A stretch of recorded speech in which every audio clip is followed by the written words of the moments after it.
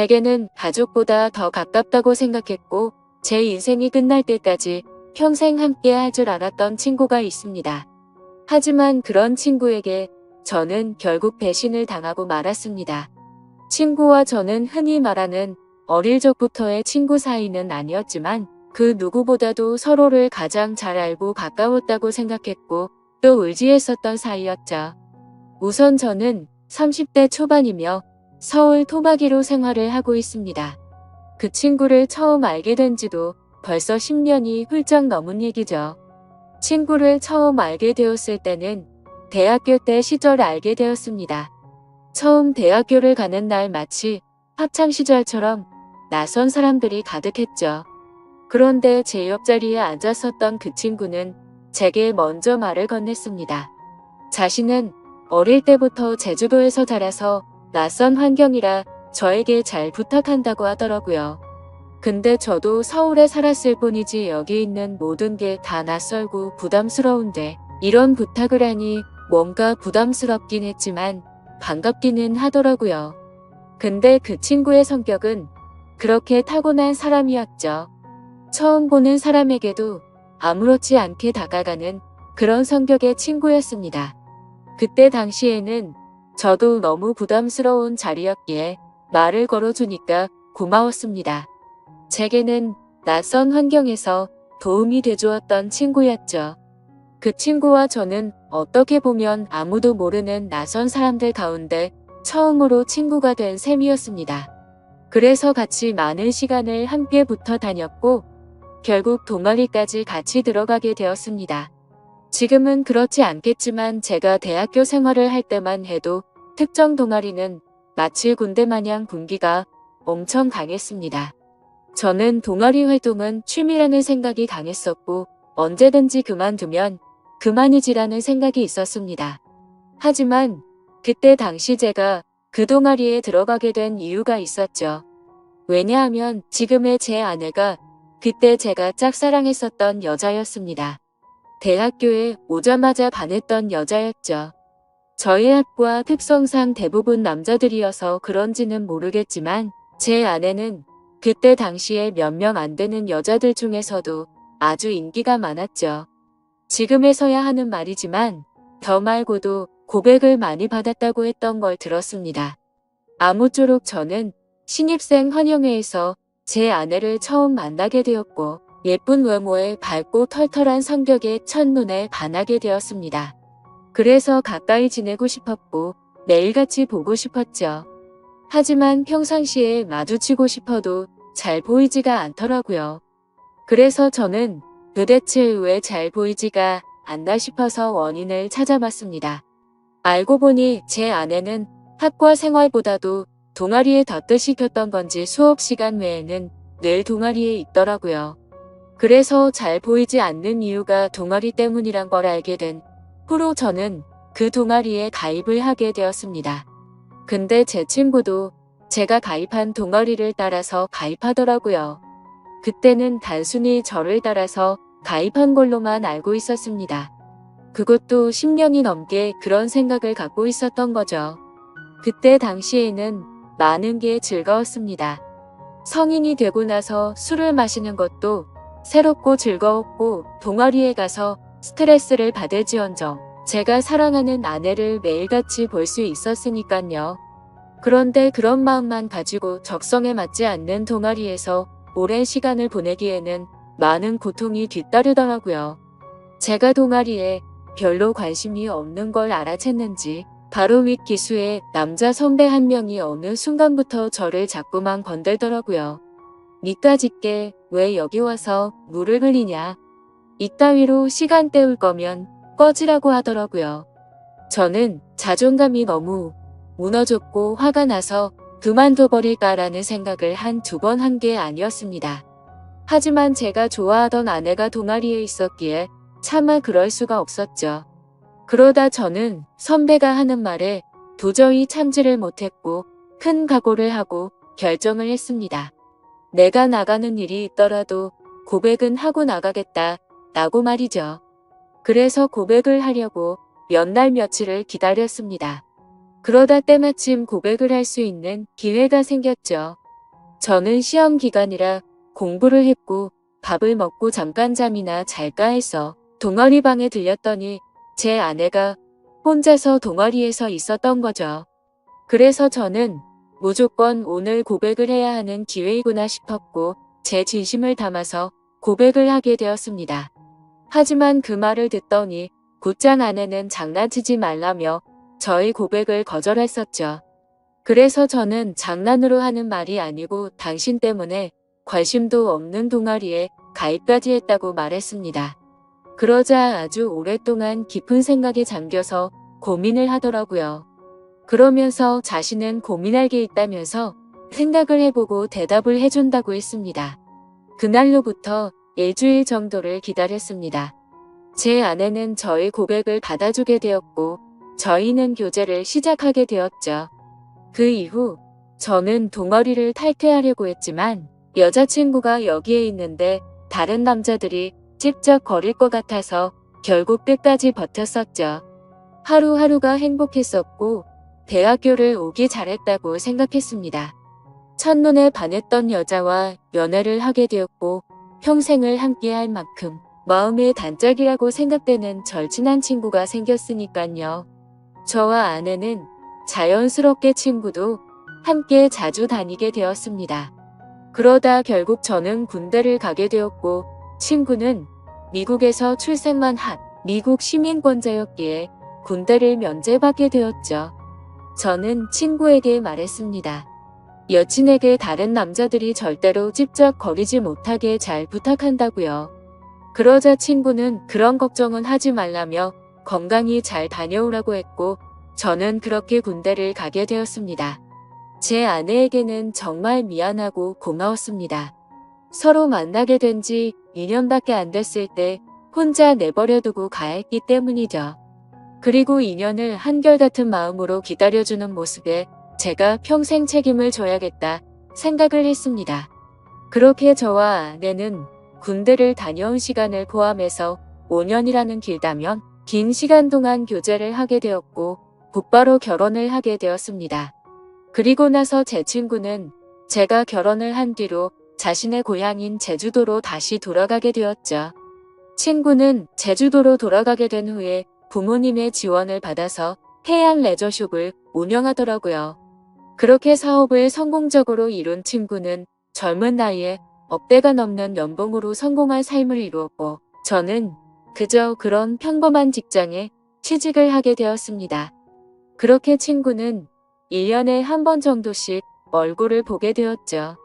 하지만 너무 친했던 친구라서 아주 오랜만에 보더라도 어제 만난 듯이 전혀 거리낌이 없었고 저희는 늘 그렇듯 우정을 다져가고 있었습니다.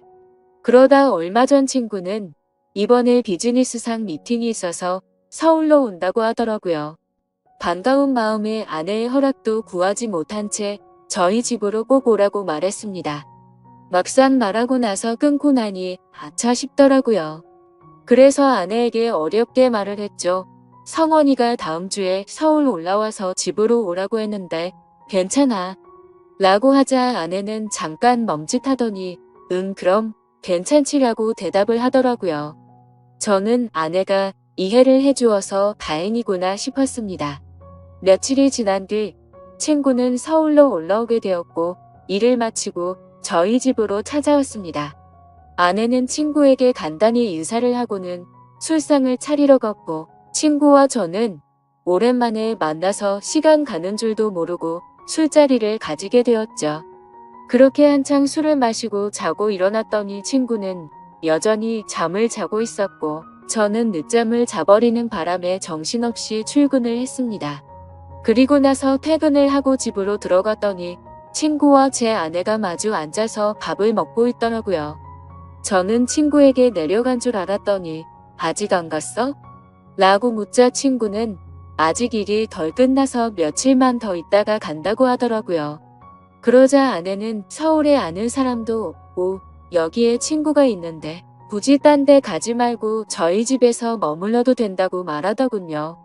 친구는 너무 민폐가 아니냐며 괜찮냐고 하는데 뭐라고 하겠습니까? 아내도 괜찮다고 하는데 친구가 되어가지고 다른 데 가서 자라고 할 수도 없었죠. 저도 네가 괜찮으면 여기에서 지내도 된다고 했고 친구는 곧바로 고맙다고 대답을 했습니다. 아내는 저도 앉아서 같이 밥 먹자며 밥을 차려주는데 뭔가 기분이 이상하더군요. 열심히 일하고 집에 들어왔더니 아무리 친구라지만 아내와 단둘이서 밥을 먹고 있다는 게 찜찜했습니다. 하지만 제가 너무 과하게 생각하는 거 아닌가 싶어 그냥 그러려니 할 수밖에 없었죠. 옷을 갈아입고 식탁에 앉으니 비싼 한우가 놓여져 있었고 온갖 음식이 푸짐히 차려져 있더라고요. 저는 아내에게 이게 뭐냐고 묻자 친구가 대답하더라고요. 제 아내가 먹고 싶어 해서 아까 같이 장 보다가 자기가 샀으니 부담 갖지 말아달라고 했습니다. 그래서 둘이 같이 장도 보러 갔다 왔냐고 묻자 친구는 술도 깨고 산책도 할 겸 같이 다녀왔다고 하더군요. 아무리 친한 친구라도 그렇지 이건 아니다 싶었고 그때부터는 기분이 좋지가 않았습니다.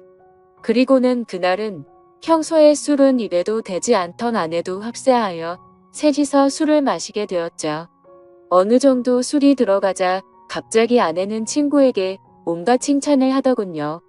어떻게 너는 나이가 먹어도 아직도 예전 그 모습 그대로냐며 섬에 살아서 그런지 피부도 빠모잡잡한 게 왜 이렇게 몸이 좋냐며 묻더라고요. 그러자 친구는 만져볼래? 하면서 힘을 주더니 그걸 또 만져보고 아내는 좋다고 웃더라고요. 그때부터는 그냥 기분이 더러웠습니다. 남편을 옆에 두고 이것들이 무슨 짓거리인가 싶었죠. 저는 조용히 술만 마셔댔고 친구와 아내는 약간은 제 눈치를 본 건지 화제거리를 돌리더군요. 아내는 친구에게 요즘 경기도 안 좋을 텐데 제주도에도 피해가 크지 않냐며 물었고 친구는 자신이 하는 사업은 관광지 특혜를 받아서 그런지 크게 영향을 받지 않아 탓해 문제가 없다고 하더라고요. 그러면서 다음에 저와 같이 여행을 오면 풀코스로 관광을 시켜준다고 하더니 다른 거 걱정 말고 비행기만 타고 넘어오라며 말하더군요. 아내는 그 말에 좋다고 싱글벙글 웃는데 그때 저는 할 말이 없었습니다. 사실 아내에게 미안한 일이 있었던지라 거기다 대고 제가 뭐라고 말도 못했었죠. 결혼하고 얼마 지나지 않은 시점에 저는 지인의 권유에 투자를 하게 되었고 결국에는 사기를 당했습니다. 그때는 아내에게 조금 더 안락한 삶을 살게 해주고 싶은 마음에 과감히 투자를 했지만 오히려 빚더미에 앉게 만들어서 생활을 더 힘들게 만들어버렸죠. 그래서 비싼 한우 같은 건 꿈도 꾸지 못했고 여행이라고는 신혼여행 이후로 단 한 번도 가지 않았으니 저는 도저히 할 말이 없었습니다. 기분도 좋지 않고 화를 내기도 애매한 마음에 그만 자리를 끝내고 싶었죠. 그래서 저는 제가 자리에서 일어나면 술자리가 끝날 줄 알고 말했습니다. 오늘은 피곤해서 먼저 일어날게라고 했더니 친구는 벌써 자려고? 아쉬운데 조금 더 마시지 하더니 그럼 피곤할 텐데 먼저 들어가서 쉬어 우리는 조금만 더 마실게라고 하더군요. 그러자 아내도 일어날 생각이 없는지 내일은 지각하지 말고 알람 꼭 맞춰놓고 자라고 하더라고요. 속으로 진짜 부글부글 끓었습니다. 자존심이 상해서 다시 앉기도 뭐했고 그냥 샤워를 해버리고는 자러 먼저 들어갔습니다. 그런데 그 기분으로 잠이 올 리가 없죠. 자정이 다 되어갈 때까지 그 둘은 하하 호호 웃으며 떠드는데 친구고 뭐고 엎어버릴까 싶었지만 너무 쪼잔해지는 것 같아서 그냥 참고 있었습니다. 그렇게 잠에 못 들고 누워있는데 갑자기 작게 들리던 소리조차 들리지 않더라고요. 그러더니 1분 정도가 지나자 울적 빼는 소리가 들렸고 설거지를 하는 소리가 들렸습니다. 그래서 저는 물을 마시는 척하면서 거실로 나가봤더니 아내는 설거지를 하고 있었고 친구는 보이지가 않았습니다. 친구는 어디 갔냐고 물었더니 담배 피러 나갔다고 하더니 저보고 아직 안 잤냐고 묻더라고요. 저는 목이 말라서 잠이 깼다며 물을 마시고 방으로 들어갔고 아내는 설거지를 끝마치고는 방으로 들어오더군요. 그날 밤 저는 자는 둥 마는 둥 너무 짜증이 나서 잠을 뒤척였고 다음날 굳이 자고 있는 친구를 깨워서 집 밖으로 데리고 나왔죠. 친구에게는 거짓말이라도 해서 내보내야 되겠다 싶어서 말했습니다. 진짜 미안한데 아무래도 아내가 조금 불편해 하는 것 같다고 했더니 친구는 아 그랬구나. 내가 너무 눈치가 없었지 라며 미안하다고 하더군요. 그러더니 어차피 오늘 저녁에 내려가려고 했다면서 미팅 다녀와서 저녁에 들어올 것 같은데 그때 짐 챙겨서 나간다고 하더라고요. 저는 그래서 오늘 나도 외부 미팅이 있어서 저녁에 얼굴은 못 볼 것 같다고 했습니다. 항상 미팅 끝나고 술자리를 하는 자리라 늦을 것 같은데 조심히 내려가라고 미리 작별 인사를 했습니다. 그렇게 인사를 마치고 친구는 미팅이 있다면서 택시를 타고 갔고 저도 회사로 출근을 했습니다. 그런데 괜히 쓸데없이 늦게 들어간다고 말한 것 같아서 계속해서 찜찜하더라고요. 오늘 외부 미팅을 갔다가 술자리를 가지면 절대로 빠질 수가 없는 자리였기 때문이죠.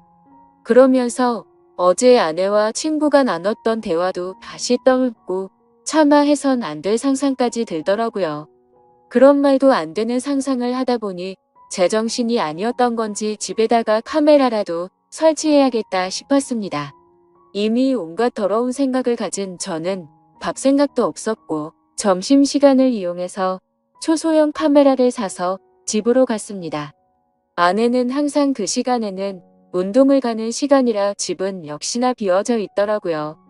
저는 얼른 안방에 카메라를 설치했고 다시 회사로 돌아갔습니다. 그렇게 저녁이 되었고 친구와 아내에게 연락을 했습니다. 친구는 지금 미팅이 일찍 끝나서 비행기를 타러 간다며 다음에 보자고 대답을 했고 아내는 친구 배웅해주고 집에서 쉬고 있다고 대답을 하더라고요. 그래서 저는 내가 너무 제정신이 아니었구나 생각을 하면서 괜히 쓸데없는 돈 썼네 싶었습니다. 그렇게 저는 외부 미팅을 갖고 술자리를 마친 뒤에 집으로 들어갔습니다.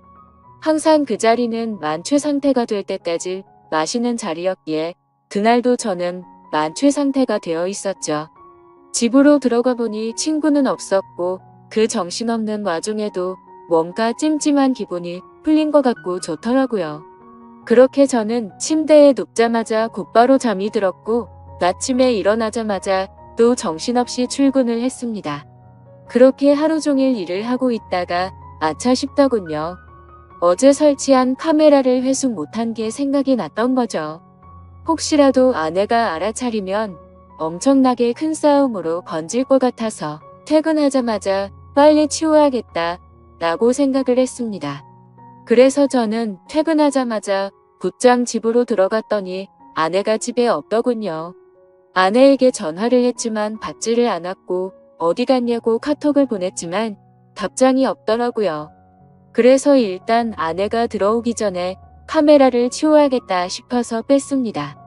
근데 아내는 2시간이 넘도록 전화도 오지 않고 카톡 답장도 오지가 않았습니다. 슬슬 짜증이 나기 시작했고 진짜 아내가 바람이라도 났나 싶었죠.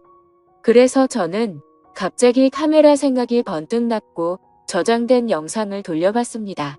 근데 정말 너무 충격적인 장면들이 그대로 녹화되어 있더군요. 제가 카메라를 설치하고 집 밖으로 나간 지 2시간 정도가 지나자 남자 여자 목소리가 들려오더니 제 아내와 친구는 방으로 키스를 하면서 들어왔습니다. 정말 그 모습을 보는 순간 바로 욕이 튀어나왔고 소리를 질러댔습니다. 그 둘은 자연스럽다는 듯이 제 침대에 누워서 스킨십을 하는데 너무 역겨워서 도저히 보질 못하겠더군요. 그래서 빨리 감기로 넘겨버렸고 오늘 날짜로 찍힌 영상을 봤더니 제주도로 내려갔다던 친구놈이 또 아내와 제 방으로 들어오는 겁니다. 너무 큰 충격을 받아서 할 말이 없고 생전 처음으로 눈물이라는 걸 흘렸습니다. 슬퍼서 우는 게 아니라 분노가 극도로 치밀어 오르다 보니 눈물이 난다란 걸 깨달았죠.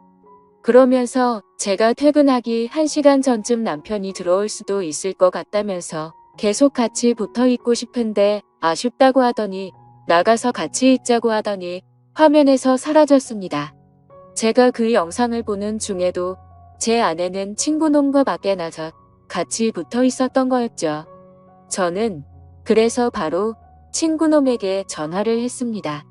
역시나 전화를 받지 않더군요. 근데 아내와 달리 몇 통을 걸었더니 전화를 받더라고요. 저는 침착하고 물었습니다. 제주도에 조심히 잘 내려갔냐고 물었죠. 그러자 친구는 잘 내려왔지. 그게 그렇게 궁금해서 전화를 이렇게 몇 통씩이냐고 했냐고 묻더군요. 그 말을 듣고 있는데 아내에게서 카톡이 바로 오더군요. 친구랑 오랜만에 만나서 영화를 보고 있다고 거짓말을 아주 자연스럽게 하더라고요.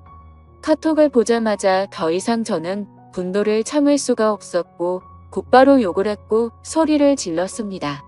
네가 내 친구라는 놈이 어떻게 내 아내랑 바람을 필 수 있냐고 했죠.